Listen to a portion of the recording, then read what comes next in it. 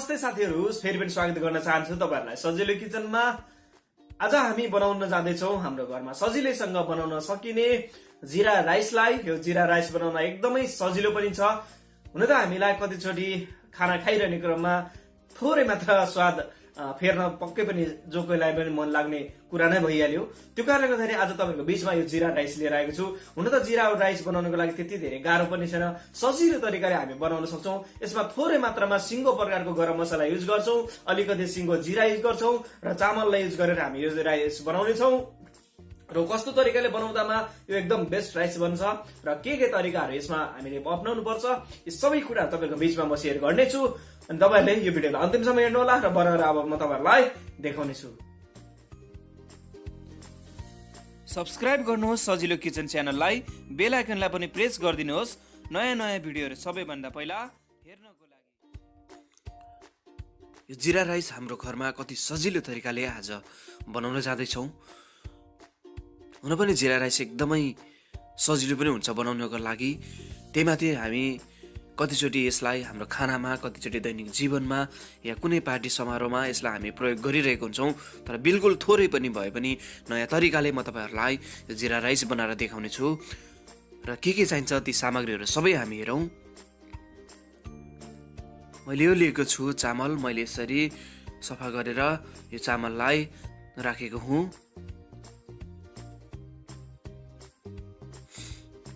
र मैले थोरै मात्रामा लिएको छु यो जीरा, मैले सिंगो जीरा लिएको छु। त्यसपछि हामीलाई चाहियो सुकमेल, मैले 2टा जति लिएको छु। र मैले 2टा जति मसिनो यो तेजपात पनि मैले लिएको छु। त्यसपछि मैले सानो एउटा दालचिनीलाई पनि लिएको छु। त्यसपछि हामीलाई चाहियो यो धनिया, मैले मसिनो काटेर थोरै मात्रामा तयार गरेर यसरी राखेको हुँ। र हामीलाई चाहियो 1 चम्चा जति घिउ पनि। त्यसपछि यो चामल लिउँ र यस चामललाई हामीले राम्रोसँग सफा गर्नुपर्ने हुन्छ।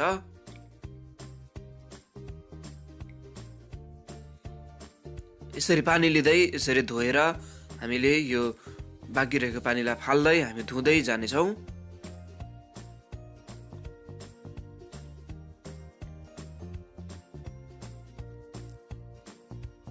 र धुँदै गर्दाखेरिमा 3-4 चोटी कति समयसम्म, जबसम्म यसको सफा हुँदैन तबसम्म धुँदै जानु होला। मैले यसरी नै धोइरहेको छु।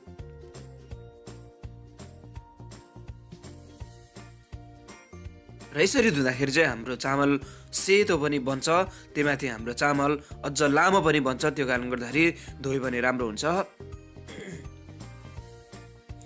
अब एउटा भाँडा बसालौँ, त्यसमा हामीले यो घिउलाई राखिदिउँ। यो घिउ चाहिँ हाम्रो पग्लाउनु पर्छ र पग्लिसकेपछि यो सुक्खा मसलाहरू, सुकमेल, तेजपात अनि दालचिनी यी सबैलाई सुरुमा हामी यसरी राखिदिउँ। र त्यसपछि चाहिँ हामीले यसरी जिरालाई पनि राख्नुपर्ने हुन्छ। र जिरालाई केही समय हामीले चलाइसकेपछि यसमा चामललाई पनि राखिदिन्छौँ। यो चामल चाहिँ लगभग तपाईहरुले 15 देखि 20 मिनेटसम्म भिजाएर राख्नु होला, अनि त्यसपछि मात्रै यसरी युज गर्नु होला। बीचमा हामीले यसरी चलाइदिनु पर्छ।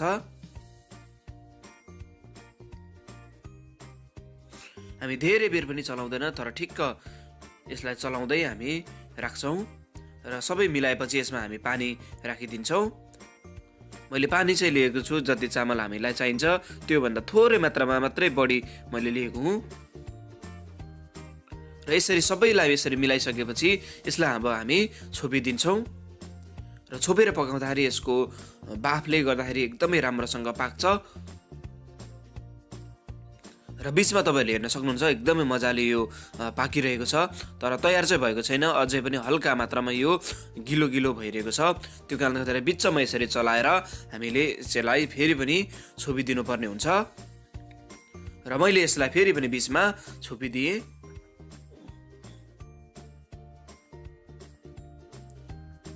र फेरि हामी निकालेर बीचमा चेक गरौँ। लगभग यो हाम्रो यो राइस पाकिसकेको छ। जीरा राइस तपाईहरुले हेर्न सक्नुहुन्छ कति राम्रोसँग पाकेको छ।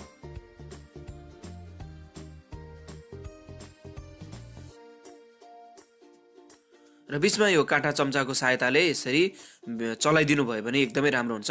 यसको बाफ पनि जान्छ, त्यसमाथि यो एकअर्कामा जोडिने कुराहरू हुन्छ त्यो पनि जोडिँदैन।